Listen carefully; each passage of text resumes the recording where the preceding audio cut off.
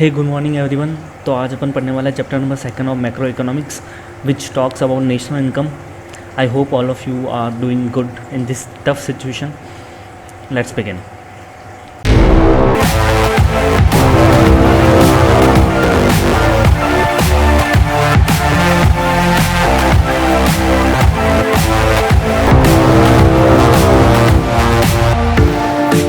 Morning everyone, welcome to my YouTube channel commerce की बातें।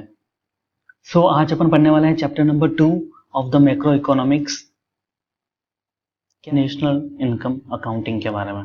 You can see the heading here. और जो आप ये पीडीएफ देख रहे हैं, जो ये वर्ड का डॉक्यूमेंट आप ये देख रहे हैं, तो this word document is being created by me. How I have created this word document, so मैं आपको पूरा कंटेक्स्ट दे देता हूँ जिससे आपको बिलीव हो जाए कि हाँ ये ऑथेंटिकेट है, ये एक सही मटेरियल है। तो मैंने क्या करा है कि आपकी जो टेक्स्ट बुक है उस टेक्स्ट बुक को अच्छे से पढ़ के उस टेक्स्ट बुक में जो पर्टिकुलर क्वेश्चंस के अकॉर्डिंग जो कंसेप्ट समझाए जा सकते हैं, तो मैंने क्वेश्चंस के अकॉर्डिंग उनको क्वेश्चन वाइज में उनको फ्रेम कर दिया है ताकि वो अच्छे से समझाए जा सके। फिर जो क्वेश्चन के अकॉर्डिंग नहीं समझाए जा सकते हैं लेकिन जो कंसेप्ट के अकॉर्डिंग होते हैं, सिर्फ कंसेप्ट है, तो उसको मैंने क्वेश्चन का नाम नहीं दिया, उसको मैंने FC लिख दिया, फॉर कंसेप्ट ओनली। ठीक है, तो आप उससे ये, तो इस तरीके से आपकी जो पीडीएफ है ना, इस पीडीएफ में कुछ एक्स्ट्रा, कुछ खराब, कुछ स्क्रैप नहीं है। इसके अंदर सिर्फ काम की चीजें हैं, इसका एक एक वर्ड बहुत इंपॉर्टेंट है। सो आपकी मैंने 30-35 पेज का जो चैप्टर है उसको मैंने 11 पेज की पीडीएफ में कन्वर्ट कर दिया है।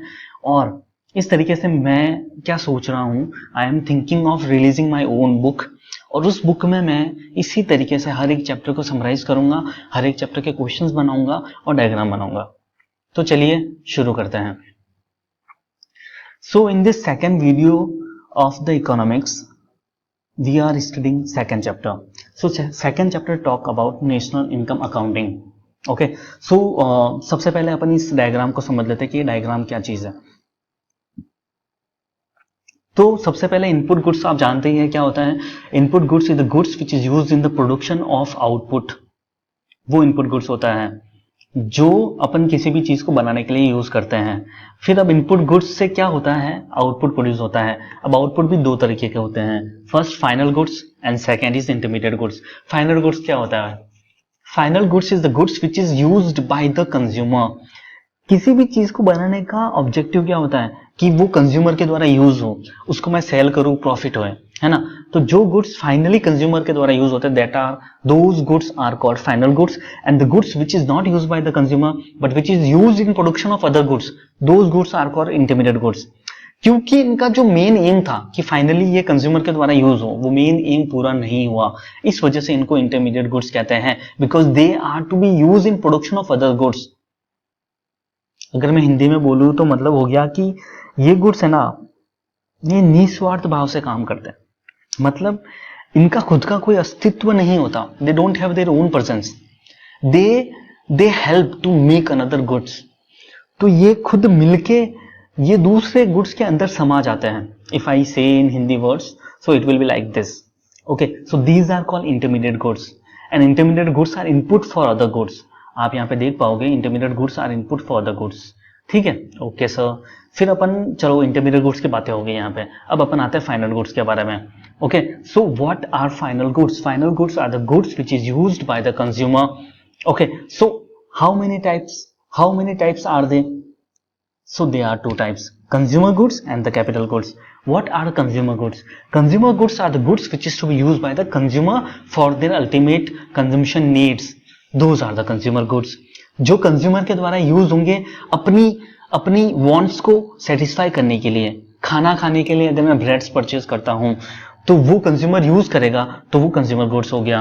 अब कैपिटल गुड्स क्या होता है? Capital goods are the goods जो कि यूज नहीं होंगे लेकिन फैक्ट्रीज उनको यूज करेगी दूसरे गुड्स बनाने के अंदर, वो कैपिटल गुड्स होते हैं।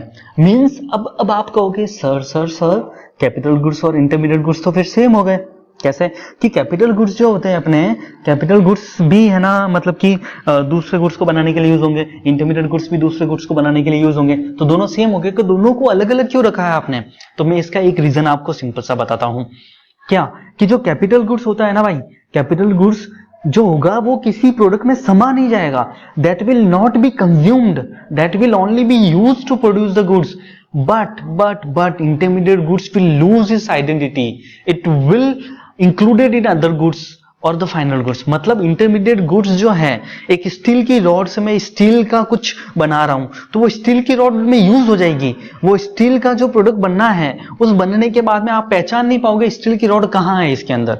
क्यों? क्योंकि वो तो उसके अंदर समा गई, वो उसके अंदर यूज हो गई. As we have studies the difference between the capital goods and the intermediate goods, इन दोनों के बीच का डिफरेंस अपन पता कर चुके हैं.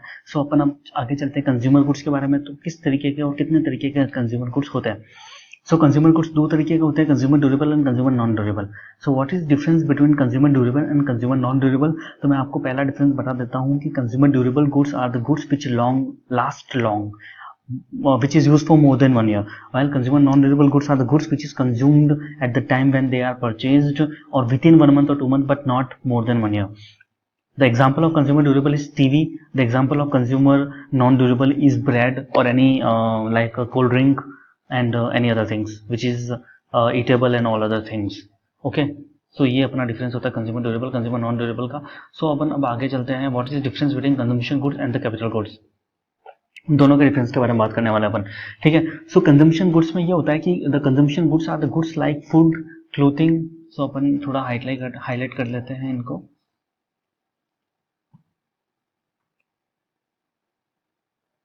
ठीक है. सो फूड्स हो गया मेरा क्लोथिंग हो गया. ठीक है. And the services like recreations when they are consumed, when they are purchased by their ultimate consumer. So वो तभी कंज्यूम्ड हो जाते हैं जब वो परचेज करते हैं, अपन उसी टाइम कंज्यूम हो जाते हैं वो लोग. ठीक है. when they are purchased by their ultimate consumer, they are called the consumption goods. वो हाथों हाथ कंज्यूम हो जाते हैं by the ultimate consumer. This is called consumer goods. The second goods is capital goods. So what is capital goods? Capital goods are the goods which is of durable character and which is used in production process. तो सबसे पहली जो चीज होगी तो वो तो ये हो गई कि ये ड्यूरेबल होते हैं, और दूसरी चीज ये हो गई कि ये प्रोडक्शन प्रोसेस में यूज होता है. These are used in production process. ठीक है. तो प्रोडक्शन प्रोसेस में ये यूज किया जाता है. ठीक है सर, ये प्रोडक्शन प्रोसेस में यूज किए जाते हैं. समझ गया मैं, बिल्कुल समझ गया मैं. ठीक है, बहुत अच्छी बात है, समझ गया. तो ठीक है. सो एग्जाम्पल क्या होंगे? टूल्स हो गया, इम्प्लीमेंट्स हो गया, और tools, implements, machines. Tools, implement और मशीन्स इसके एग्जाम्पल हैं. So while they make production of other commodities feasible, they themselves don't get transferred in the production process. So this is the main difference between the capital goods and intermediate goods. So आप यहाँ पे मुझे पूछ रहे थे ना कि sir capital goods and intermediate goods के बीच में डिफरेंस क्या होता है, क्योंकि दोनों ही है ना, मतलब कंज्यूमर गुड्स नहीं है दोनों. ठीक है. तो कैपिटल गुड्स क्या होता है कि capital goods is not ultimately consumed in the production process. They don't get themselves transfer. सबसे इंपॉर्टेंट वर्ड जो आपको एग्जाम में लिखना चाहिए, सबसे जो इंपॉर्टेंट है जो एग्जाम में आपको लिखना चाहिए, वो मैं ये मानता हूँ वो ये है. ठीक है, कि they themselves don't get transferred. ठीक है. वो खुद ट्रांसफर नहीं होते हैं in the production process. So they are known as what they are known as capital goods which don't themselves get transferred in the production process. ठीक है. So they are also final goods, yet they are not final goods to be ultimately consumed. Unlike the final goods that we have considered above, they are crucial backbone of any production process. So important word यहाँ पे क्या हो गया? So they are the crucial backbone of any production process. किसी भी production process की crucial backbone होते हैं ये लोग. ठीक है. ठीक है. So these goods form a part of capital, one of the crucial factor of production in which a productive enterprise have invested, and they continue to enable the production process to go on for continuous cycle of production. So इनकी help से ही अपन production process बहुत लंबे time तक चला पाते हैं. To go on for a continuous cycle of production. ठीक है सर, ठीक है. So these are capital goods and they gradually undergo wear and tear and they are repaired and gradually replace over a period of time. So they gradually undergo wear and tear. इसका मतलब क्या हो गया? इसका मतलब ये हो गया कि सो इसको कहते क्या? So this is called depreciation. The wear and tear of the capital goods is called depreciation. So what is the difference between consumption goods and capital goods? In simple terms अगर मुझे समझाना हो तो consumption goods are the goods which is ultimately consume by the consumer. जो consumer खुद consume कर लेता है परचेज करते ही. Capital goods are the goods which is not consumed by the consumer. They will be used by a producer in production of a final goods. So they will not themselves get transferred in the production process. ठीक है.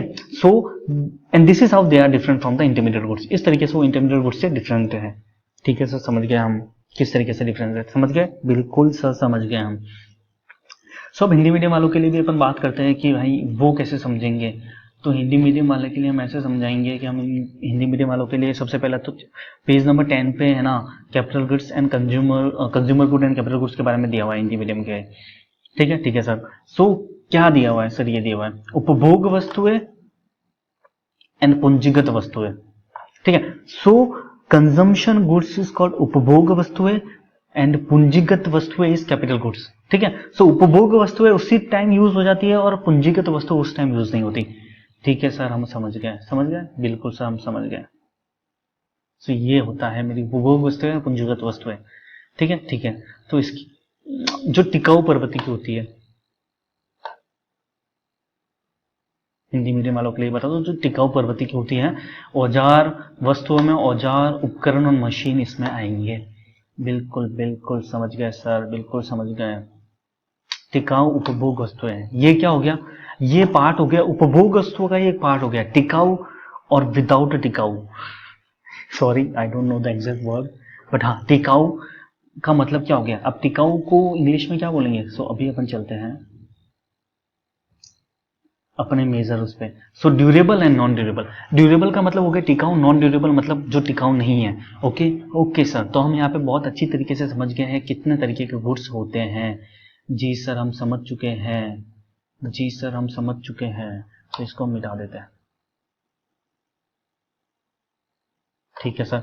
सो input goods होते हैं sir. फिर input goods में final goods होते हैं, intermediate goods होते हैं। फाइनल गुड्स में कंज्यूमर गुड्स होते हैं, कैपिटल गुड्स होते हैं। कंज्यूमर गुड्स में ड्यूरेबल, नॉन ड्यूरेबल होते हैं। ठीक है सर। तो हम डिफरेंस भी समझ चुके हैं consumption goods and capital goods के बीच में। ठीक है सर। अब हम आते हैं second question, what do you mean by consumer durable goods? Consumer durable goods से आप क्या समझते हो? तो कंज्यूमर ड्यूरेबल गुड्स ये था का, ये यहाँ था कंज्यूमर ड्यूरेबल गुड्स। ठीक है sir. So consumer durable goods, the goods like television sets, automobiles and home computer, although they are for ultimate consumer. So हम यहाँ पे समझाते हैं आपको, क्या समझाते हैं कि कंज्यूमर गुड्स, जो टेलीविजन हो गया, मेरा ऑटोमोबाइल हो गया, मेरा होम अप्लायंस हो गया, सो हम इनको यूज करेंगे, कंज्यूमर इनको यूज करेगा, but this will last longer. Okay, yes. So ये ड्यूरेबल होते हैं। So capital goods and consumer durable goods जो होते हैं वो लगभग थोड़े बहुत सेम होते हैं, बिकॉज वो लॉन्गर टर्म चलते हैं, बट इनका जो मेन पर्पस होता है उसका वो डिफरेंट होता है। इस वजह से एक को कंज्यूमर ड्यूरेबल गुड्स कहते हैं, एक को कैपिटल गुड्स कहते हैं। Okay, although they are for ultimate consumption, they have one characteristic in common with capital goods, they are also durable. So मैंने अभी जैसे आपको बताया कि इनकी एक कैरेक्टरिस्टिक कॉमन होती है, क्या होती है? कि दे आर ऑल्सो ड्यूरेबल। ठीक है सर। ठीक है, so that is they are not extinguished by immediate or even short period consumption. सो ये वर्ड आपको बहुत ध्यान रखना है कि वो मतलब कि इमीडिएट या शॉर्ट टर्म पीरियड के कंजम्पशन से खत्म नहीं होते। ठीक है sir. So they have a relatively long life as compare to article such as food or even clothing. सो इनकी जो लाइफ होती है वो बहुत लंबी होती है, इसलिए इनको ड्यूरेबल कहते हैं। और जो कंज्यूमर गुड्स में जिनकी लाइफ लंबी नहीं होती उनको कहते हैं कंज्यूमर नॉन ड्यूरेबल गुड्स, और जिनकी लाइफ लंबी होती है उनको कहते हैं consumer durable goods. Okay sir, समझ गया मैं। So they also undergo wear and tear with gradual use and often and repair and replacement of parts. उनमें वियर टियर होता है। ठीक है sir. So they are called consumer durable goods because they last longer. Okay sir, समझ गए हम। अब इसको मैं हिंदी मीडियम में अगर समझाना चाहूँ तो हिंदी मीडियम की अगर अपन बुक में चले तो हिंदी टिकाऊ वस्तुएं, ठीक है, टेलीविजन सेट, ऑटोमोबाइल, घरेलू कंप्यूटर, ये जो वस्तुएं होती है ये पूंजीगत वस्तुओं की तरह ही होती है, ये टिकाऊ होती है, जो अब भी अपन इंग्लिश में पढ़ा। ठीक है। तो इस वजह से हम इसको क्या कहते हैं? टिकाऊ उपभोग वस्तुएं। समझ गए? बिल्कुल सर, समझ गए। हिंदी मीडियम वाले भी समझ गए हम। चलो वापस चलते हैं।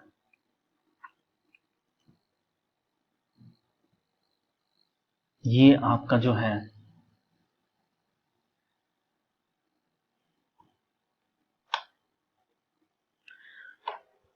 ये आपका चैप्टर है नेशनल इनकम अकाउंटिंग। ओके। सो अपन चल कहाँ रहे हैं अभी, ये मैं आपको बता देता हूँ। नेशनल इनकम अकाउंटिंग अपन सबसे पहले पढ़ रहे हैं basic concept of macro economics. ठीक है, इसके अंदर अपन क्या पढ़ रहे हैं? इसके अंदर अपन पढ़ रहे हैं कि कंजम्पशन गुड्स क्या होता है। ठीक है, कंजम्पशन गुड्स क्या होता है, कैपिटल गुड्स क्या होता है। ठीक है सर, ये अपन ने पढ़ लिया कि कंजम्पशन गुड्स क्या होता है, कैपिटल गुड्स क्या होता है। ठीक है सर, अपन ये कंज्यूमर ड्यूरेबल गुड्स भी पढ़ लिया। ठीक है, तो अपन यहाँ पे पेज नंबर 10 पे चल रहे हैं और इस तरीके से आप समझ पाओगे कि यहाँ पे बहुत सारा कचरा लिखा हुआ है, तो मैंने उस कचरे को क्या करा है कि बहुत ही ज़्यादा प्रिसाइज वे में इसको कन्वर्ट कर दिया। तो आप मुझे थैंक्स बोलोगे बाद में। तो चलते हैं अपन अपने वर्ड डॉक्यूमेंट की तरफ। ठीक है सर। तो यहाँ तक अपना कंप्लीट हो जाता है। तो इस तरीके से हमने देखा कि हम कहाँ पे चल रहे हैं चैप्टर के अंदर। ओके, सो अब अपन आने वाले हैं कंसेप्ट की बात पे कि अपन को जो है वो क्यों जरूरत है टोटल प्रोडक्शन ऑफ कंट्री को मेजर करने की। So you know that there is a total production in a particular country. Okay sir. So why you need to measure that total production in a particular country. So इसके कुछ reasons हैं, उन reasons की वजह से अपन को total production in a particular country measure करना पड़ता है। ओके, सो चलिए शुरू करते हैं। So why and how to measure the total production of the country? So सबसे पहला रीजन है to have a comprehensive idea of total flow of the production in the economy. We need to have a quantitative measure of the aggregate level of the final goods produced in the economy. तो हमें एक comprehensive idea होने के लिए कि कितना flow of production है उस particular economy में, we need to measure the quantitative measure of the aggregate level of the final goods produced in the economy. ठीक है, तो पहला रीजन क्या हो गया, to have the idea of total flow of production. दूसरा reason क्या है, दूसरा रीजन है दूसरा रीजन ये है कि ताकि अपने को पता चले कि इनकम कितनी है उस कंट्री में उन लोगों की। ठीक है, so we need a common measuring rod as we can not add metres of the cloth produce to the tons of the rice and the number of automobiles or machines. सो आपको पता होगा कि अब आपको चलो टोटल प्रोडक्शन एक particular country का मेजर करना है, बट आप मेजर कैसे करोगे, क्योंकि प्रोडक्शन तो बहुत सारी चीजों का होता है। ठीक है, तो अपने राइस भी प्रोड्यूस होते हैं, अपने क्लोथ्स भी प्रोड्यूस होते हैं, अपने ऑटोमोबाइल्स मशीन्स भी प्रोड्यूस होते हैं, फोन भी प्रोड्यूस होते हैं। ठीक है सर, हम बिल्कुल समझ गए आप क्या कह। ठीक है सर। सो अब हमें कॉमन मेजरिंग रॉड की जरूरत क्यों है, तो जैसे मैंने आपको बताया कि अपने बहुत सारे चीजें प्रोड्यूस होती है, जैसे राइस हो गया, ऑटोमोबाइल्स हो गया, मशीन्स हो गया। तो अब ऐसे कॉमन मेजरिंग रॉड तो चाहिए होगी ना कि भाई अब हम एक है ना, मतलब कि ऐसी चीज होनी चाहिए मेजर करने के लिए जो सब में सेम हो।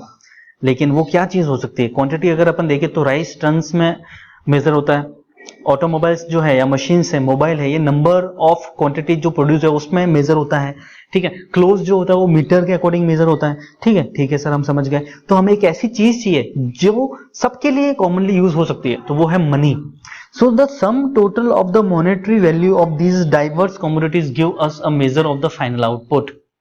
ठीक है सर, हम समझ गए। मतलब कि जो टोटल कॉमन जो हुआ, जो सम total of the monetary value of this diverse commodity, मतलब अगर मैं इन चीजों को बेचूं तो मार्केट प्राइस क्या होगी, तो इन सब की मार्केट प्राइस अपन ले लेंगे और इनको ऐड कर लेंगे, और ये ऐड करने से अपने क्या होगा, अपने को total production, total flow of the production in a particular economy मिल जाएगा।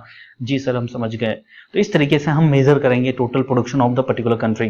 ठीक है, so why are we to measure the final goods only. अब हम फाइनल गुड्स क्यों मेजर कर रहे हैं, कभी आपने सोचा है, क्योंकि इनपुट गुड होते हैं, इंटरमीडिएट गुड्स होते हैं, फाइनल गुड्स होते हैं, जिसमें कंजम्पशन गुड्स होते हैं, कैपिटल गुड्स होते हैं। तो अपन सिर्फ फाइनल गुड्स क्यों मेजर कर रहे हैं, तो अपन फाइनल गुड्स इसलिए मेजर कर रहे हैं बिकॉज इंटरमीडिएट जो गुड्स होते हैं वो इनपुट्स तो होते हैं बट वो उसके अंदर मिल जाते हैं, वो उसके अंदर समान जाते हैं। तो इसका मतलब क्या होगा, अगर 100 रुपए का इंटरमीडिएट गुड्स है और फाइनल वैल्यू 150 रुपए है, तो मतलब 150 रुपए में 100 रुपए पहले से ही इंक्लूड है।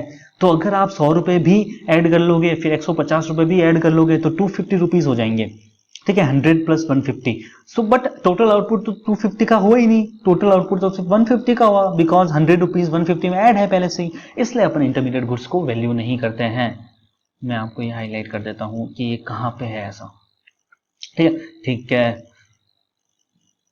कि इंटरमीडिएट गुड्स बहुत ज्यादा क्रूशियल पार्ट होते हैं इनपुट एक पर्टिकुलर प्रोसेस का, ये मैं मानता हूं बात। ठीक है, लेकिन we are dealing with value of output, और अपन को ये समझना चाहिए, क्या समझना चाहिए, सबसे इंपॉर्टेंट लाइन यहाँ पे जो आप एग्जाम में यूज कर सकते हो, कि we should realise that the value of the final जो आउटपुट है मेरा, जो फाइनल गुड्स है, that already includes the value of intermediate goods. समझे आप मैं क्या कहना चाहता हूँ? जी सर, मैं पहले ही समझ गया कि जो फाइनल आउटपुट होता है उसमें पहले से ही इंटरमीडिएट गुड्स का वैल्यू इंक्लूड होता है। ठीक है, इसलिए अपन, और अगर अपन इनको इंक्लूड करेंगे तो डबल काउंटिंग हो जाएगी। ठीक है सर, मैं समझ गया, बिल्कुल समझ गया आप क्या कहना चाहते हो। ठीक है, तो अपन इसको हटा देते हैं। ठीक है, तो इस वजह से अपन सिर्फ फाइनल गुड्स की वैल्यू को इंक्लूड करेंगे, किसमें, टोटल प्रोडक्शन एक पर्टिकुलर कंट्री का मेजर करने के लिए, कि भाई कितना प्रोडक्शन हुआ है एक कंट्री में, एक कंपनी एक पर्टिकुलर कंट्री की क्या औकात है वो पता करने के लिए। ठीक है सर, अब अपन आते हैं दूसरे कंसेप्ट कि स्टॉक्स एंड फ्लोज का क्या मतलब होता है, what do you mean by stocks and the flows. तो सिंपल सी बात होता है, मैं आपको एक बहुत ही अच्छा एग्जांपल देता हूं। ठहरा हुआ पानी स्टॉक होता है, बहता हुआ पानी फ्लो होता है, समझ गए, बिल्कुल यही है, ठीक है। सो द इनकम और आउटपुट और profit are the concept that make sense only when a time period is specified and these are flows because they occur in period of time. मतलब जो इनकम आ रही है मेरे पूरे साल, जो मेरा पूरा साल आउटपुट प्रोड्यूस हो रहा है, ठीक है, जो पूरे साल मेरा प्रॉफिट है, ये सब कंसेप्ट क्या है, ये पूरे साल में डिफाइन होता है, पर्टिकुलर पीरियड में इनकम डिफाइन नहीं होती, एक पूरे साल की इनकम कितनी ये डिफाइन होती है। तो ये फ्लो है। फ्लो मतलब जो चलता रहता है, जो पीरियड ऑफ टाइम में मेजर हो सकता है, एक पर्टिकुलर टाइम में आप उसको मेजर नहीं कर सकते, एक पीरियड ऑफ टाइम में मेजर होता है, उसको फ्लो कहते हैं, ठीक है। So therefore we need to delineate a time period to get a quantitative measure of these. Since a lot of accounting is done annually in our economy, many of these are expressed annually like annual profit or production. Flows are defined over a period of time. So मैं यहाँ पे highlight करना चाहूंगा, जज साहब मैं यहाँ पे हाईलाइट करना चाहूंगा, क्या करना चाहोगे, मैं यहाँ पे ये हाईलाइट करना चाहूंगा कि जो फ्लोज होते हैं ना मेरे, वो जो फ्लोज है they are defined over a period of time, एक पर्टिकुलर पीरियड ऑफ टाइम में डिफाइन होते हैं। बिल्कुल सर, हम समझ गए आप क्या कहना चाहते हो। फ्लो का मतलब हो गया बहता हुआ पानी, जो एक पर्टिकुलर साल में मेजर हो सकता है। स्टॉक का मतलब हो गया समुद्र में जो पानी है वो स्टॉक है मेरा, stock of the water in ocean. Okay sir.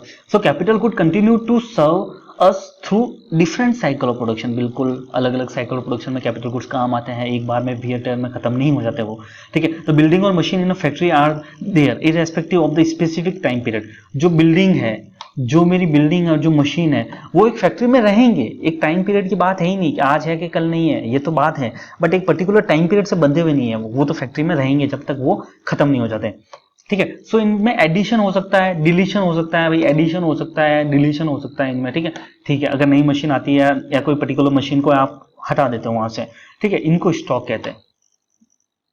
समझ गए सर, बिल्कुल। मतलब कैसे, अगर मैं समझाऊं, जो बहता हुआ पानी समुद्र में जा रहा है, तो जो पानी बह रहा है that is a flow and the water which is going into the ocean that is stock. Okay. In stock are defined at a particular point of time. जो स्टॉक होता है वो एक पर्टिकुलर पॉइंट ऑफ टाइम में define होता है, ठीक है। However we can measure a change in stock over a specific period of time. Stock is defined at a point of time, but when we measure that particular stock, the change in the stock that is called flow. So दोनों बहुत related है एक दूसरे से। कैसे related है? Related इस तरीके से है कि जो स्टॉक होता है वो पर्टिकुलर पॉइंट ऑफ टाइम पे मेजर करता है, लेकिन जो फ्लो होता है उस स्टॉक में जो फ्लो एडिशन करता है, या फिर मैं कह दूं स्टॉक में जो चेंजेस होते हैं उसको अपन कैसे मेजर करेंगे, उस मेजरमेंट को फ्लो कहेंगे। The change in stock over a period of time will be called as flow. Sir changes in stocks are flow. तो ये लाइन आप देख लो। सो जो चेंज हो रहा है मेरे स्टॉक्स में उसको फ्लो कहेंगे, ठीक है। Which can be measured over a specific time period. A particular machine can be part of capital, a machine can be part of capital, but addition to the machine और deletion to the machine is measured over a period of time and that is called as flow, ठीक है। तो stocks and flow का मतलब भी अपन समझ चुके हैं सर, ठीक है सर। अब अपन आगे कहां जाने वाले हैं? अब अपन आगे जाने वाले हैं, पहले तो इसको मिटा देते हैं अपन, ठीक है सर, समझ गया मैं। तो अपन ने स्टॉक एंड फ्लो पढ़ लिया, अपन ने पढ़ लिया कि क्यों जरूरी है टोटल प्रोडक्शन एक पर्टिकुलर कंट्री का मेजर करना, ठीक है सर। अब अपन समझने वाले हैं कि ग्रॉस इन्वेस्टमेंट क्या होता है, डेप्रिसिएशन क्या होता है और नेट इन्वेस्टमेंट क्या होता है। मैं एक पर्टिकुलर, तो आप क्या करिए कि उन पर्टिकुलर कंसेप्ट को समझे, फिर अपन इसको एग्रीगेट यूज करेंगे, फिर आपको पता चलेगा हाँ ये जो अपने कंसेप्ट पढ़े थे वो यूज आ रहे हैं। तो एक मैं इंडिविजुअल कंसेप्ट वाइज मैंने क्वेश्चन बना रखे हैं अपनी इस वर्ड में, ठीक है। आप मेरे को थैंक्स बोलोगे जरूर बाद में। और हाँ, मैं आपको बहुत इंपॉर्टेंट चीज बताने वाला हूँ कि ये जो वर्ड है मैं इसकी एक बुक रिलीज करने वाला हूँ, लेकिन अभी नहीं, थोड़ा टाइम लगेगा उसके अंदर। सो आप ये जो वर्ड है ना, वो मेरे इस YouTube वीडियो के डिस्क्रिप्शन में इसका लिंक दूंगा मैं, जहां से आप इसको डाउनलोड कर सकते हो। Thanks me later. Okay, so what is gross investment, depreciation and net investment. तो अब हम इसके बारे में पढ़ने वाले हैं। ग्रॉस इन्वेस्टमेंट का मतलब हो गया जो इन्वेस्टमेंट क्या होता है, इन्वेस्टमेंट का मतलब होता है मैं ऐसी चीजों में जो पैसा लगा रहा हूं जो एक साल से ज्यादा चलेंगी, उसे इन्वेस्टमेंट कहते हैं। पहली बात तो ये, अब आता है ग्रॉस इन्वेस्टमेंट कैसे कहते हैं। तो ग्रॉस इन्वेस्टमेंट का मतलब होता है जो मैंने प्लांट मशीनरी सब में इक्विपमेंट्स में जो इन्वेस्टमेंट करा है उसे ग्रॉस इन्वेस्टमेंट कहते हैं। ठीक है sir.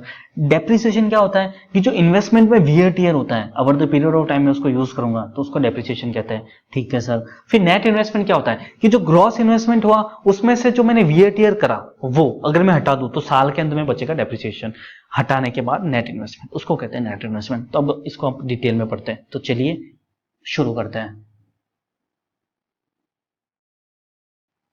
So, gross investment means the total investment which is made in the plant, machinery, property, plant, equipment. It is called as gross investment. Okay, okay, sir. What is depreciation? So, depreciation is the amount of loss due to wear and tear in property, plant and equipment. PPE. पहले इसको fix asset बोलते थे, लेकिन इसका जो accounting standard है वो change हो गया, उसका नाम चेंज हो गया।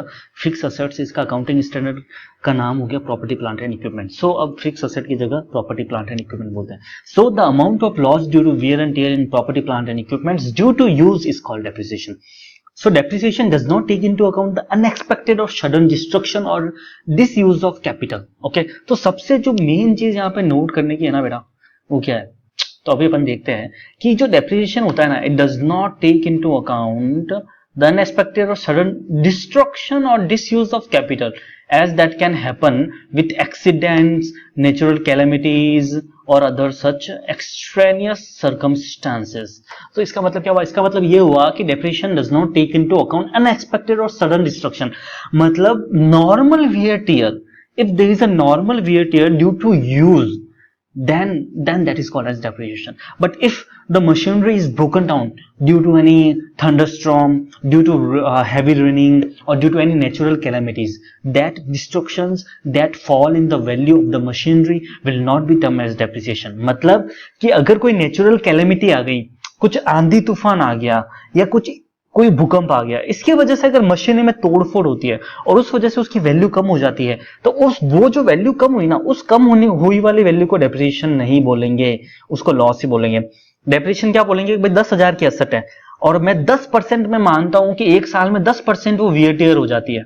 ठीक है, मेरे को एग्जैक्ट तो मैं नहीं बता सकता कितना वियर टियर होता है, लेकिन मैं एक एस्टिमेट लगाता हूं। अकाउंटिंग स्टैंडर्ड अगर आप लोगों ने पढ़ा होगा, वैसे आप 12th के स्टूडेंट हैं, आपने अकाउंटिंग स्टैंडर्ड नहीं पढ़ा होगा। आप जब सीए के अंदर जाएंगे, अगर आप सीए करते हो तो आप वहां पे अकाउंटिंग स्टैंडर्ड पढ़ोगे, तो वहां पे अकाउंटिंग स्टैंडर्ड में बताता है कि कितना डेप्रिसिएशन लगता है और डेप्रिसिएशन का पूरा कंसेप्ट आता है वहां पे, पूरे चैप्टर आते हैं वहां पे डेप्रिसिएशन के बारे में। ओके ओके सर, ठीक है। तो डेप्रिसिएशन का मतलब होता है नॉर्मल वियर टियर जो होती है मेरी मशीनरी में, डे टू डे में यूज करता हूं ना किसी मशीनरी को, तो उसमें कुछ घिसावट होती रहती है, अगर मैं हिंदी वर्ड में बोलूं तो वो जो घिसावट की जो वैल्यू जो मैं अपोर्शन करता हूं अमाउंट के रूप में, उस अमाउंट को अपन डेप्रिसिएशन बोलते हैं। समझ गए? Yes I got it. Okay, so depreciation is a accounting concept and no real expenditure is incurred in cash. So ये जो इंपॉर्टेंट बात थी ना डेप्रिसिएशन की, ये बहुत ज्यादा फैली हुई थी। आपके मेन बुक में आप देखोगे तो डेप्रिसिएशन के बारे में एक पेज में लेक्चर दिया हुआ है, बट मेन जो इसका क्रश निकल रहा है वो यही है। जो मेन क्रक्स निकल रहा है इसका, वो क्रक्स यही है क्या कि normal wear tear, unexpected and sudden destruction नहीं होता और अकाउंटिंग कंसेप्ट है। रियल में कोई ऐसा एक्सपेंडिचर नहीं हो रहा है, सिर्फ अकाउंटिंग कंसेप्ट है ये।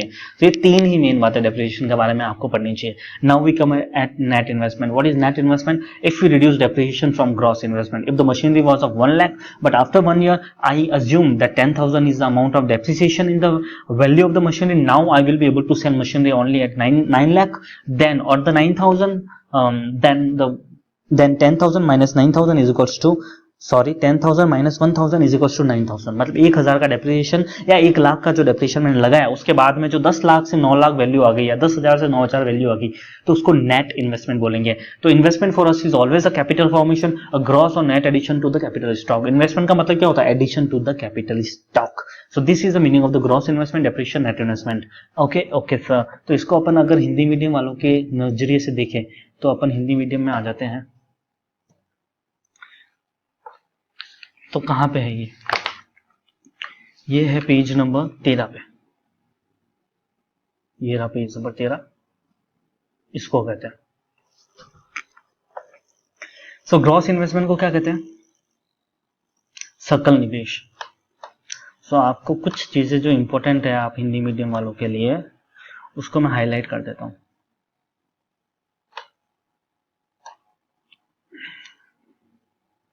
ठीक है, ठीक है सर, बिल्कुल समझ गया। ये रहा सकल निवेश। ठीक है, तो सकल निवेश का मतलब होता है ग्रॉस इन्वेस्टमेंट, जो टोटल इन्वेस्टमेंट अपना मशीनरी, औजार, उपकरण, भवन, कार्यालय, गोदाम, इन सब में जो इन्वेस्टमेंट होता है उसको सकल निवेश कहते हैं। इन्वेस्टमेंट को निवेश कहते हैं और ग्रॉस को सकल कहते हैं। ओके ओके सर, ठीक है। मूल्यह्रास किसको कहते हैं? डेप्रिसिएशन को मूल्यह्रास कहते हैं। ओके सर, तो निवल निवेश किसको कहते हैं? निवल का मतलब होता है नेट, तो नेट इन्वेस्टमेंट मतलब निवल निवेश, मतलब ग्रॉस इन्वेस्टमेंट माइनस डेप्रिसिएशन, मतलब सकल निवेश माइनस मूल्य ह्रास। बिल्कुल सर, हम समझ गए आपकी इस बात को। धन्यवाद हमें इस तरीके से पढ़ाने के लिए। बिल्कुल बिल्कुल, okay, I take it. So we go back. So अब इस पहले तो अपन इसको हटा देते हैं, बड़ा अजीब सा दिख रहा है। ओके, हटा दिया हमने। अब मैं क्या बोलना चाहता हूँ? अब मैं बोलना चाहता हूँ why do we need to balance resources. ये तो क्वेश्चन था, आपको याद करना है। अब ये है कंसेप्ट कि अपन को है ना रिसोर्सेज को बैलेंस करने की क्यों जरूरत है। तो आपने देखा कि दो तरह के गुड्स होते हैं, एक तो मेरा कंजम्पशन गुड्स हो गया, एक कैपिटल गुड्स हो गया। ठीक है सर, मैं समझ गया आपकी बात को कि दो तरह के गुड्स होते हैं, कंजम्पशन और कैपिटल गुड्स। बिल्कुल, since we know that there are two type of goods, first is consumption goods and second is capital goods. Now since we have very limited resources, जैसे हमने पहले लेक्चर में पढ़ा था कि इकोनॉमिक्स होता क्या है। Economics is a study of scarcity of the resources, कि किस तरीके से अपन को स्कैरसिटी ऑफ द रिसोर्सेज को हैंडल करना है, यही इकोनॉमिक्स होता है ना बेटा? बिल्कुल sir. Okay okay sir, since the resources are limited so we have to find a balance between making capital goods and the consumption goods. बिल्कुल एकदम टके की बात कर दी सर इन्होंने। बिल्कुल, because why we need to balance the resources, because resources are limited, so we need to find a balance between the capital goods and the consumption goods. Why is it so? Because अगर मेरे पास 10 रुपए हैं और मेरे को 20 रुपए की चीज चाहिए, तो मुझे डिसाइड करना पड़ेगा कि मेरे को कौन सी चीज लेनी है। अगर मेरे को दो चीजें लेनी है और दोनों के 10-10 रुपए हैं और मेरे पास है ही टोटल कितने, 15 रुपए मान लो, और मेरे को 20 रुपए की चीजें चाहिए, तो मेरे को एक बैलेंस बनाना पड़ेगा कि मैं कैसे 15 रुपए में अपने 20 रुपए की चीजों को सबसे ऑप्टिमम वे में यूज कर सकता हूं। उससे अच्छा कोई यूज हो ही नहीं सकता। समझ रहे हो आप? बिल्कुल सर, हम समझ रहे हैं।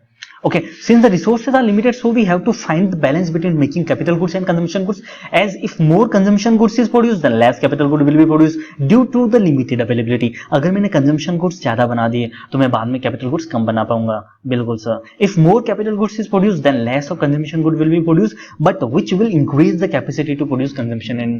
तो यहाँ पे एक बात है, आप नोट करना, अगर मैं capital goods ज्यादा बनाता हूँ, what happened? Sorry.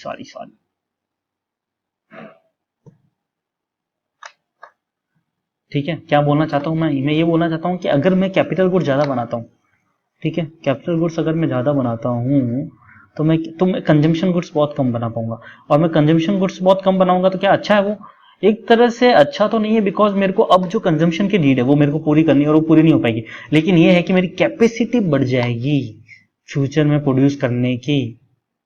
एक तो ये कि तुम रोज रोते रहो, और एक है कि तुम एक दिन रहो पूरा और तुम अपनी कैपेसिटी बढ़ा दो, जिससे क्या आगे आगे आने वाले फ्यूचर में रोना नहीं पड़े तुमको, बिकॉज तुम्हारी कैपेसिटी बढ़ चुकी है। अब तुम दोनों एक साथ बना सकते हो, या तो तुम आज डिसाइड कर लो क्या कि 15 रुपए को कैसे यूज करना है, या तुम डिसाइड कर लो कि 15 रुपए में पूरे इस चीज में यूज करूंगा कि मैं आगे और ज्यादा कमा पाऊं, जिससे मैं अपनी सारी फ्यूचर की नीड पूरी कर पाऊं। So this is just an example, you have to find optimum ratio और optimum balance of the resources कि कहां पे कितना रिसोर्स लगाना है। ओके बिल्कुल सर, समझ गए हम।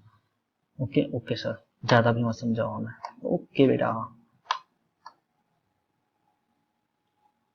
नीचे चलते हैं। अब अपन आते हैं 2.2 में, circular flow of income and methods of calculation of the national income. तो सबसे पहले अपन चाहते हैं कि मैं आपको ये बता देता हूं कि अपन कहाँ चल रहे हैं बुक के अंदर, क्योंकि आप तो बुक भी देखोगे ना। बिल्कुल, तो जहां अपन ने पढ़ लिया था कंज्यूमर ड्यूरेबल क्या होता है, बिल्कुल सर पढ़ लिया हमने इंटरमीडिएट गुड्स क्या होता है ये भी पढ़ लिया, बिल्कुल सर हमने पढ़ लिया। ठीक है सर, ठीक है। अपन ने ये भी पढ़ लिया स्टॉक्स एंड फ्लोज क्या होता है, बिल्कुल सर हमने ये पढ़ लिया स्टॉक्स एंड फ्लोज क्या होता है। अपन ने ये भी पढ़ लिया चेंज इन स्टॉक जो होता है वो फ्लो होता है, और स्टॉक एक टाइम पीरियड का स्टॉक होता है। ओके सर, अपन ने ये भी पढ़ लिया डेप्रिसिएशन क्या होता है, अपन ने ये पढ़ लिया net investment, gross investment, depreciation, ये सारी चीजें अपन पढ़ चुके। बिल्कुल सर, ये रहा आपका, जो मैंने ढूंढ के निकाला ना आपका, depreciation does not take into account unexpected और सडन डिस्ट्रक्शन और disuse of capital as that can happen in accident, natural calamity etc. ढूंढ के निकाले मैंने, आप टेंशन मतलब, सब कुछ डाला है मैंने वहां पे, जो काम की चीजें नहीं थी। जैसे कि ताजमहल बनाने में पहले सालों लगे, अब बहुत जल्दी बन जाता है, तो ये काम की चीज नहीं आपके लिए, इसलिए मैंने इसको नहीं लिया। समझ रहे हो? बिल्कुल सर, समझ रहे हैं हम आपके बात, आपने हमारा बहुत टाइम सेव कर दिया। बिल्कुल बेटा बिल्कुल। अब अपन कहाँ है? अब अपन है circular flow of the national. So we are going to study now of 2.2 circular flow of the income and the methods of calculating the national income. Okay, so let's go. Where? Let's go to our PDF. Okay, so the 2.2 circular flow of the income and the methods of calculation of the national income. Okay sir, ठीक है sir, हम समझ गए, बिल्कुल समझना जरूरी है। So let me just check whether it is working or not.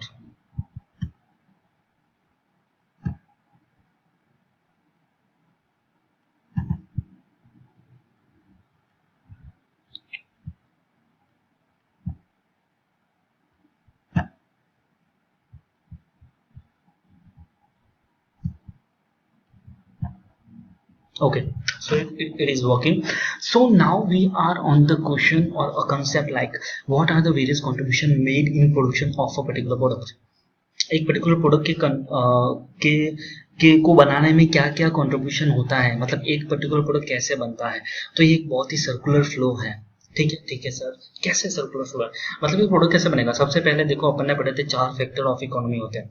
कौन कौन से होते हैं? सबसे पहला हाउस होल्ड हो गया, उसके बाद फर्म होगी, उसके बाद गवर्नमेंट होगी, और उसके बाद कौन हो गया? उसके बाद एक और फैक्टर ऑफ प्रोडक्शन आता है,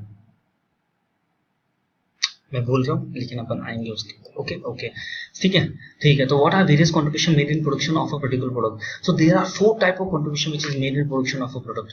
सबसे पहला तो कंट्रीब्यूशन करता है human labour and remuneration is paid for him, and which is called as wages. The second contribution which is being made in production of a product is the contribution which is made by a capital remuneration for which is called as interest. तो सबसे पहले तो बंदा होता है human house hold, दूसरा होता है कैपिटलिस्ट, तीसरा होता है गवर्नमेंट, एंड चौथा होता है अपना नेचुरल रिसोर्सेज। ठीक है। The third contribution which is made by entrepreneurship, the remuneration is profit. ठीक है। The fourth contribution is made by the fixed natural resources like land, and the remuneration for which is rent. Okay sir. So now we come on what, now we come here. So ऊपर चला गया, इसको मैं नीचे लेके आ रहा था। ठीक है सर, तो इस तरीके से है। सो समझ गए अपन। तो ये क्वेश्चन था कि what are various contribution made in production of economy of a particular product. तो there are 4 type of contribution which is made in production of a product. First human labour, second capital, third entrepreneurship, and fourth is fixed natural resources. Okay sir. तो describe circular flow of economics and what are the various method by which total value of production of a economy can be measured. तो circular flow of economics बताइए, और किस तरीके से है ना total value of production को major कर सकते हैं अपन इकोनॉमिक्स के। तो आप डायग्राम देख रहे हैं, अच्छा सा प्यारा सा डायग्राम, ये होता है circular flow of economy. Okay sir, बिल्कुल सही बोल रहे हो आप। ओके, तो मैं क्या कहना चाहता हूँ इसके अंदर 2 चीजें बता रखी मैंने, एक तो फर्म, एक हाउस होल्ड। हाउस होल्ड क्या करता है? हाउस होल्ड, अगर आप एरो नंबर ए पे देख रहे हो, अगर यहाँ पे देख पा रहे हो अगर आप, तो हाउस होल्ड स्पेंडिंग करेगा। क्या करेगा? स्पेंडिंग करेगा हाउस होल्ड। स्पेंडिंग करके क्या करेगा? स्पेंडिंग करेगा हाउस होल्ड, तो फर्म के पास पैसा आएगा। ठीक है। अब फर्म क्या देगी? वो स्पेंडिंग करेगा तो फर्म उसे देगी गुड्स एंड सर्विसेज। तो फर्म इससे यहाँ पे दे रही है गुड्स एंड सर्विसेज। ओके, तो पहला यहाँ पे लैग कंप्लीट हो गया। दूसरा लैग होगा कि हाउस होल्ड और क्या देगा फर्म को? हाउस होल्ड देगा फैक्टर सर्विसेज। फैक्टर सर्विसेज का मतलब हो गया कि वो काम करेगा, फर्म्स में जाके काम करेगा। ठीक है सर। फिर फर्म्स काम के बदले में क्या देगी? उसको पेमेंट देगी। तो नीचे वाला लैग भी ऐसे कंप्लीट हो गया। तो ये एक सर्कुलर फ्लो ऑफ इकोनॉमी है, हाउस होल्ड से फर्म की तरफ, फर्म से हाउस होल्ड की तरफ। समझ गए आप? बिल्कुल सर, हम समझ गए। तो the uppermost arrow A going from the household to firm represent the spending. क्या रिप्रेजेंट करता है? स्पेंडिंग रिप्रेजेंट करता है सर, हम समझ गए बिल्कुल। इट रिप्रेजेंट द स्पेंडिंग, ये स्पेंडिंग रिप्रेजेंट करता है बिल्कुल sir. The household undertake to buy the goods and services which is being produced by the firm. The second arrow B going from firm to household is the counterpart of the above. It stands for the goods and the services which are flowing from the firm to household. तो मैंने पैसा दिया और उस पैसे के बदले मेरे को गुड सर्विसेज मिला। ओके ओके सर, समझ गया, बहुत सिंपल था, बहुत ही ज्यादा सिंपल था। In other words this is what the household are getting from the firm for which they are making the expenditure। बिल्कुल, in short, two arrows on the top represent the goods and service market। so बहुत ही ज्यादा अच्छे से आपने लिखा है sir यहाँ पे, बिल्कुल बिल्कुल बिल्कुल। हम तो बस आपकी भलाई के लिए बैठे। ठीक है सर, बिल्कुल ठीक है, बिल्कुल ठीक है। सॉरी है ना, सही से नहीं होगा। Okay, the two arrow on the top represent the goods and the service market. जो टॉप पे जो दो एरो है वो गुड्स और सर्विस मार्केट रिप्रेजेंट कर रहा है। बिल्कुल सर, आप सही बोल रहे हो। ठीक है सर, गुड्स एंड सर्विस हो गया यहाँ पे। ये जो एरो है यहाँ पे, ये गुड्स एंड सर्विस रिप्रेजेंट कर रहा है, ये वाला।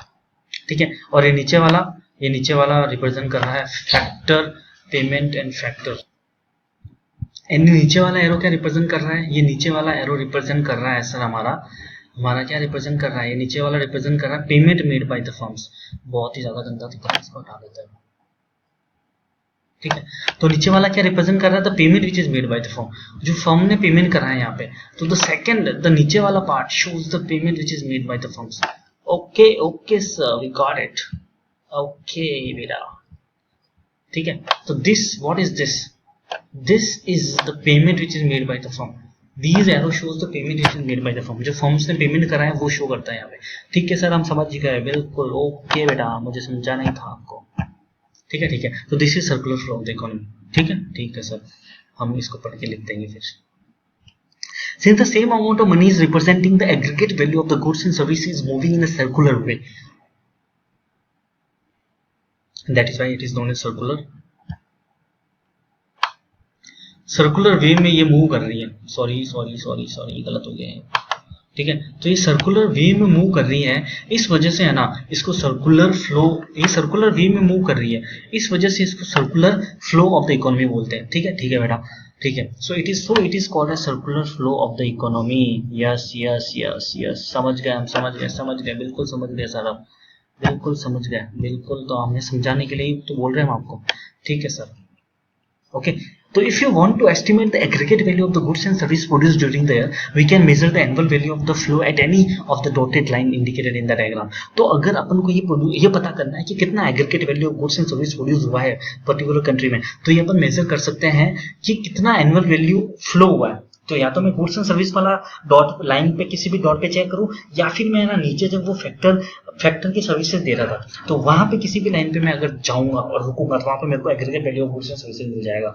ठीक है, तो यहाँ बहुत ही सिंपल एजम्पशन कर रहा है, ऐसा कभी होता नहीं एक्चुअल में। तो we can measure the uppermost flow by measuring the aggregate value of the spending that the firm receive for the final goods and services which they produce. That method will be called as expenditure method. Okay, and if we measure the flow at B by measuring the aggregate value of final goods and services produced by all the firm, it will कॉज a product method. तो expenditure method and product method अपन समझ गया, मैं आपको ऊपर जाकर समझाता हूँ। बिल्कुल, तो ये जो स्पेंडिंग करी है ना यहाँ पे, इसको कहेंगे एक्सपेंडिचर मेथड, कि हाउस होल्ड ने कितना एक्सपेंडिचर करा। ठीक है, उससे अपन इनकम निकालेंगे, उससे अपन प्रोडक्शन निकालेंगे। और यहाँ पे जो फैक्टर गुड्स एंड सर्विस, तो यहाँ पे जो हाउस होल्ड ने अपनी फैक्टर सर्विसेज दी, तो उससे क्या निकलेगा? फैक्टर सर्विसेज दी तो वो उसको क्या कहेंगे? उसको प्रोडक्ट मेथड कहेंगे। ये एक्सपेंडिचर, ये प्रोडक्ट। एक्सपेंडिचर करा यहाँ पे एक्सपेंडिचर करा तो एक्सपेंडिचर मेथड, यहाँ प्रोडक्ट दिया तो प्रोडक्ट मेथड। ठीक है, यहाँ पे पेमेंट दिया फैक्टर का तो इनकम मेथड। ठीक है, तो 3 मेथड होते हैं। ठीक है सर, हम बिल्कुल समझ गए आप क्या कहना चाहते हो। ठीक है, तो at C measuring the sum total of all the factor payment, अगर मैं सारे फैक्टर पेमेंट का सम टोटल मेजर करूँ तो उसको टोटल इनकम मेथड कहेंगे उसको। ठीक है सर, समझ गया, बिल्कुल सर, बिल्कुल समझ गया। इनकम मेथड किसको कहते हैं, एक्सपेंडिचर मेथड किसको कहते हैं, और प्रोडक्ट मेथड किसको कहते हैं, बिल्कुल हम समझ गए। ठीक है, और अगर मैं एग्रीगेट जो गुड्स एंड सर्विसेज जा रही है ना फर्म के द्वारा, अगर उसको मेजर करूंगा पॉइंट नंबर बी पे, इस पॉइंट नंबर बी पे यहाँ पे अगर मैं जो गुड्स एंड सर्विसेज जा रही है उसको मेजर करूंगा यहाँ पे, तो उसको प्रोडक्ट मेथड कहेंगे, यहाँ पे मेजर करूंगा तो उसको इनकम मेथड करेंगे, यहाँ पे मेजर करूंगा तो उसको एक्सपेंडिचर मेथड कहेंगे। ठीक है, तो 3 मेथड होते हैं मेरे total value of the goods and services जो एक पर्टिकुलर इकोनॉमी में प्रोड्यूस हुई उसको मेजर करने के। तो जो total value of goods and services economy में प्रोड्यूस हुई उसको जीडीपी कहते हैं, ग्रॉस डोमेस्टिक प्रोडक्ट। हम आगे इसके बारे में पढ़ेंगे जीडीपी के बारे में। और जीडीपी को कैलकुलेट करने के 3 मेथड होते हैं, expenditure method, income method and product method. ठीक है सर। तो how economy function and what are the key assumption in circular flow of the economy. तो एजम्पशन क्या है और इकोनॉमी कैसे फंक्शन करती है। तो functioning of the imaginary economy is called macro economy model. It is clear that the model does not describe the actual economy. ठीक है, एक्चुअल इकोनॉमी नहीं होती है, मैंने आपको बोला ये एजम्पशन है सिर्फ। ठीक है, तो इसमें एजम्पशन क्या क्या है कि सबसे पहले हाउस होल्ड यहाँ सेविंग नहीं कर रहा, यहाँ पे कोई गवर्नमेंट नहीं है, यहाँ कोई ट्रेड नहीं है दूसरी कंट्रीज के साथ में। तो ये 3 एजम्पशन ले रहे हैं कि हाउस होल्ड सेव नहीं कर रहा, कोई गवर्नमेंट नहीं है और कोई ट्रेड नहीं कर रहा है अपन दूसरी कंट्रीज के साथ में, जो पॉसिबल ही नहीं है। आप खुद जानते हो ये इमेजिनरी है। ओके सर, इसलिए ये इमेजिनरी इकोनॉमी है। समझ गए? बिल्कुल समझ गए। अब हम आगे चलते हैं। सो हमने ये पढ़ लिया कि 3 एजम्पशन होती है इस इकोनॉमिक मॉडल की। सो हमारा यहाँ पे क्वेश्चन था कि how economy function and what are the key assumption in circular flow of the economy. ठीक है, तो हमने एजम्पशन पढ़ ली। तो अब हम क्या कहना चाहते हैं, हम ये कहना चाहते हैं कि the model do not want to capture the economy in its every minute detail. Their purpose is to highlight some essential features of the functioning economic system, but one has to be cautious not to simplify the matters in such a way that misrepresent the essential nature of the economy. The subject of the economy is full of models, many of which will be presented in this book. One task of the economist is to figure out which model is applicable to which real economic situation. तो मैं ये कहना चाहता हूँ कि इस economy में अपन है ना माइन्यूट डिटेल कैप्चर नहीं करना चाहते थे इस मॉडल में। हमने ये एजम्पशन है कि हाउस होल्ड सेव नहीं करते, गवर्नमेंट नहीं है, ट्रेड नहीं है, इस वजह से हम जिस पॉइंट पे अपने है ना नेशनल प्रोडक्ट और प्रोडक्शन लेवल कैलकुलेट करना चाहते हैं उस पॉइंट पे हम प्रोडक्शन लेवल कैलकुलेट कर सकते हैं। तो हम यहाँ पे कुछ स्पेशल फीचर्स दर्शाना चाहते थे, इस वजह से हमने बाकी चीजें assumption में ली।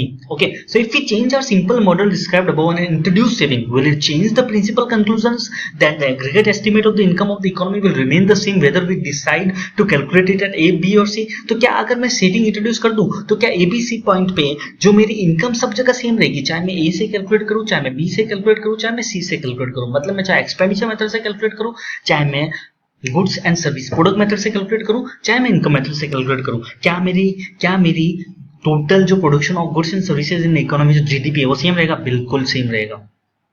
No matter how complicated an economic system में be, the annual production of the goods and services estimated through each of the method will be same. ठीक है सर, समझ गए, बिल्कुल सेम होंगे। हम यहाँ पे समझ गए, तो ये यहाँ पे लिखा हुआ है, अगर आप ढूंढने लग जाओ कि कहाँ लिखा हुआ। ठीक है सर, ठीक है। तो मैंने आपको यहाँ पे बहुत ही अच्छा सा और सुंदर सा डायग्राम बनाया है।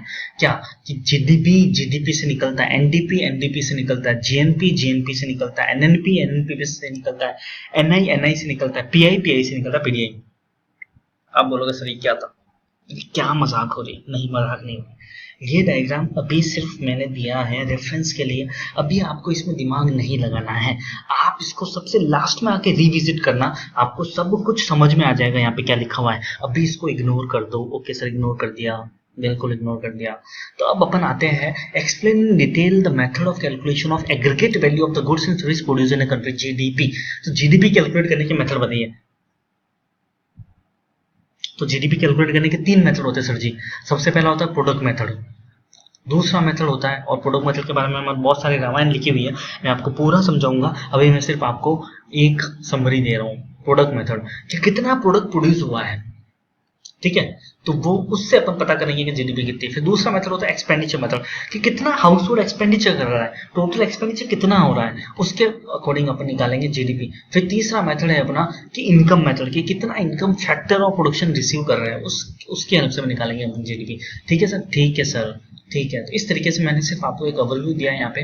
अपन इसके सेकंड चैप्टर के सेकंड पार्ट में बिल्कुल ये अच्छे से करेंगे। ओके बेटा, ओके सर, तो यहाँ तक ही मैं इस फर्स्ट पार्ट को लिमिट रखना चाहूँगा क्योंकि ये बहुत ही बड़ी और लंबी वीडियो बन चुकी है। तो आप प्लीज़ शेयर और सब्सक्राइब ज़रूर करें, लाइक ज़रूर करें। This will inspire me to make such more videos, because मैं बहुत मुश्किल से टाइम निकाल के आपके लिए ये वीडियोस बना रहा हूँ। ओके, और ज़रूर मुझे कमेंट में बताएं कि मेरी बुक कैसी लगी जो मैं बनाने जा रहा हूँ। टाइम लगेगा इसको आने में, लेकिन हाँ, मैं वीडियो के डिस्क्रिप्शन में ये ज़रूर डाल दूंगा कि ये आपको डाउनलोड कहाँ से हो जाएगी। ओके, सो आप वीडियो के डिस्क्रिप्शन में इसको डाउनलोड कर पाएंगे और ये आपको बहुत हेल्प करने वाली है, believe me. Okay okay sir, so goodbye, good night, have a nice day and please study, this is your future. Okay okay sir.